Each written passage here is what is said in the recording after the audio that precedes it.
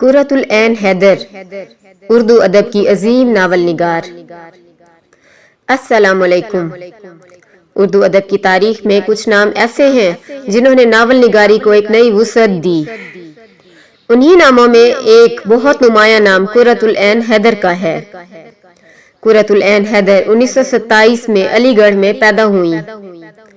وہ ایک عظیم ناول نگار، افسانہ نگار اور صحافی تھیں۔ ان کا سب سے مشہور ناول آگ کا دریا ہے، جو اردو ادب کے اہم ترین ناولوں میں شمار ہوتا ہے۔ اس ناول میں انہوں نے برصغیر کی صدیوں پر محیط تاریخ، تہذیب، ثقافت اور انسانی زندگی کو ایک منفرد انداز میں پیش کیا۔ قرۃ العین حیدر کی تحریروں میں تقسیم ہند، ہجرت، شناخت، تہذیبی تبدیلی اور انسان کے جذبات جیسے موضوعات نمایاں نظر آتے ہیں۔ ان کا انداز تحریر عام ناول نگاری سے مختلف تھا۔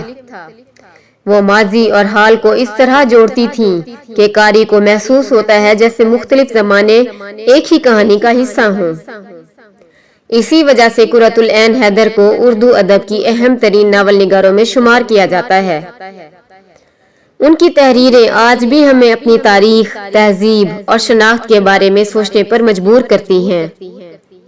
اگر آپ کو اردو ادب کے عظیم ادیبوں اور شعراء کے بارے میں ایسی مختصر اور معلوماتی ویڈیو پسند ہیں تو حرف و حکایت کو ضرور سبسکرائب کریں۔ اللہ حافظ۔